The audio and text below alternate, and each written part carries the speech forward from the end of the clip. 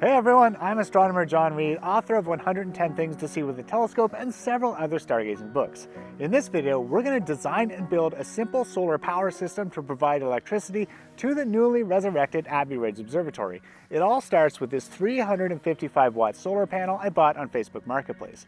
Now, I've never actually designed a solar power system for a building, but I did design one for a satellite as part of the homework assignment for my Fundamentals of Space Systems Engineering class at Johns Hopkins University.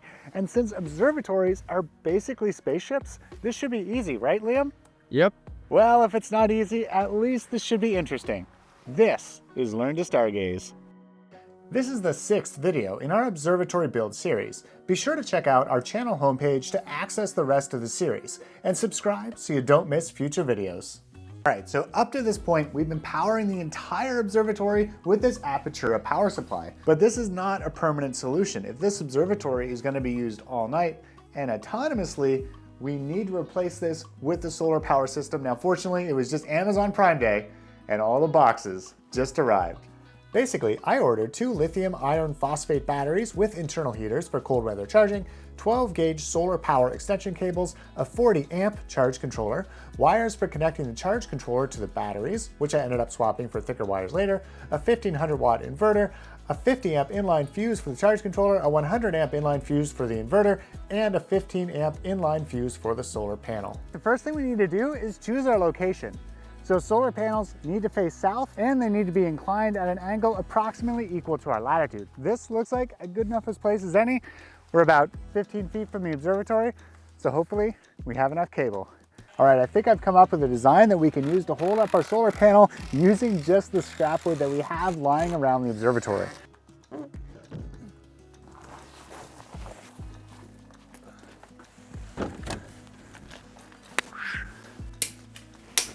All right, so these are the wires from the solar panel. We got positive, we got negative. So I'm gonna throw this fuse onto the positive terminal here, coming out of the solar panel. And then I'm gonna connect positive to the red wire, like this. For our negative wire, our black wire, we're gonna connect it to the negative terminal coming out of the solar panel, just like that. Hey, 40 volts. Next step, we need to drill a hole in the observatory and get these wires inside of the charge controller. Just to be on the safe side, before we connect any of the electronics, I'm gonna disconnect the positive side from the solar panel right here.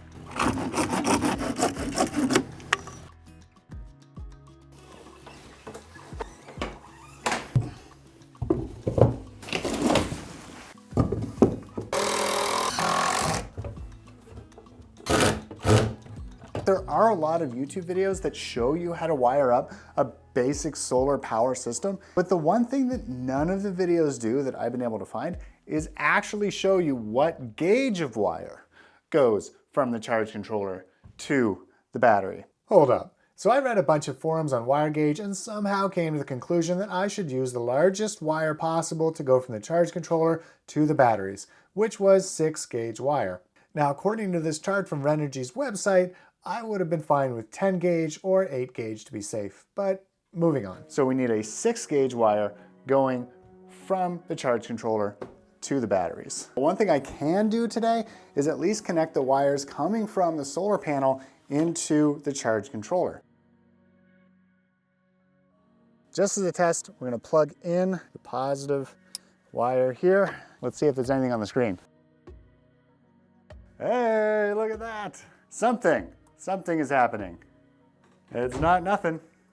Okay, while we'll be able to connect the negative straight from the charge controller to the battery, we need to add a fuse in the positive wire here. So what we're gonna do is we're gonna cut the positive wire and splice the 2 ends into this circuit breaker. Now it's time to prep the black wire. Okay, so I'm gonna strip the wire a 1/4 inch down.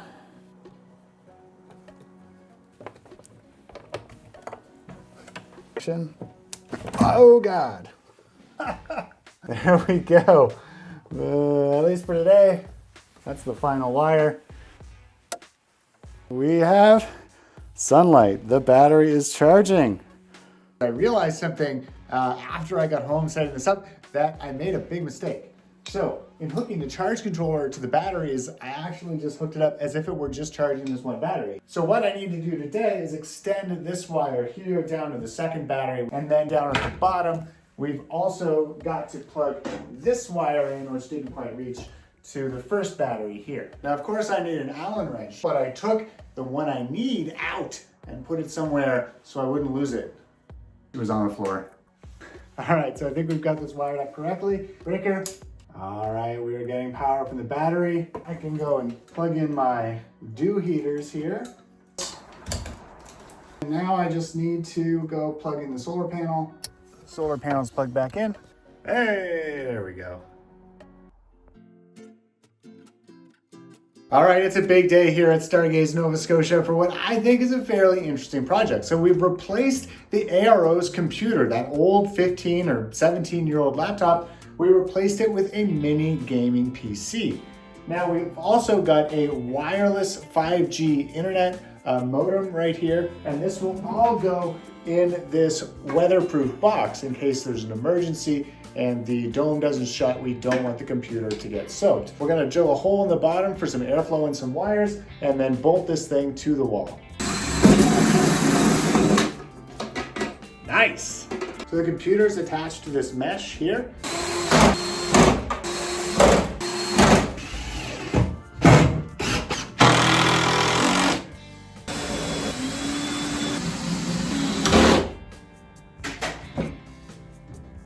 Here's progress.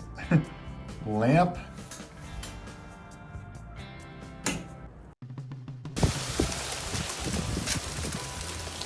All right, as proof that I don't know what I'm doing, I let these batteries die. So I picked up this specialized battery charger that charges these type of batteries off Amazon. So basically the way that these work is you set the charger to the type of battery that we have, and then you plug it in like this, except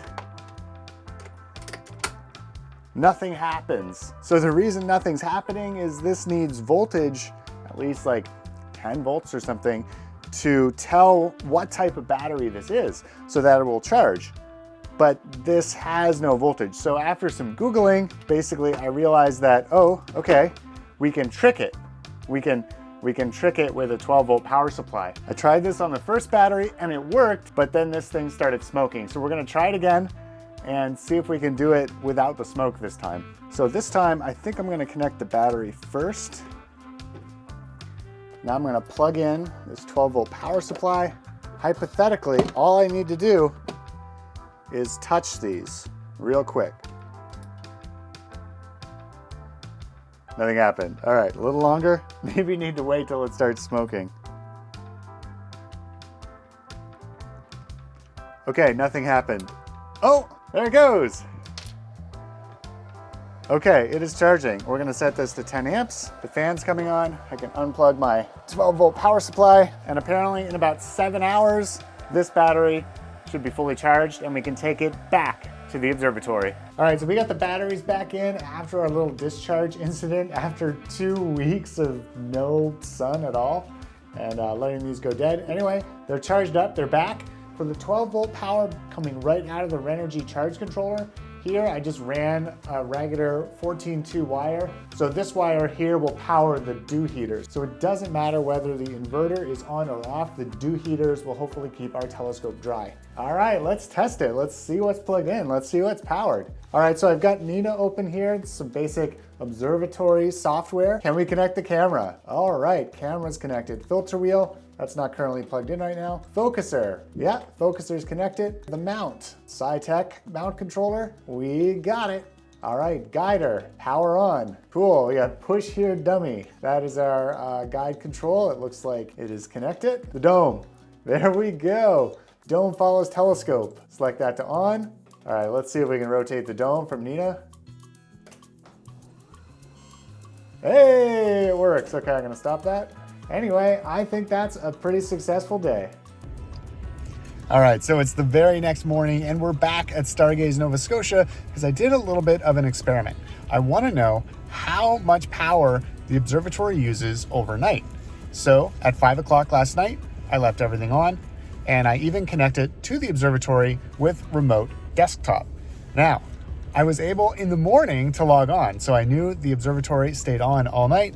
I used the computer remotely for a little while, but then it died suddenly at about 7 a.m. So we're back to find out why. I do realize that if we want to keep the observatory running 24/7, this solar power system is currently undersized. I had wanted to test this minimum viable configuration to see if it met our needs. In the future, we'll need to add another solar panel and 2 more batteries. All right, so it looks like we drained the battery and the inverter's still on. We're not pulling any watts. All right, well, I'm not able to clear the over discharge warning. I can see that the battery is charging, so I'm guessing that will just clear with time.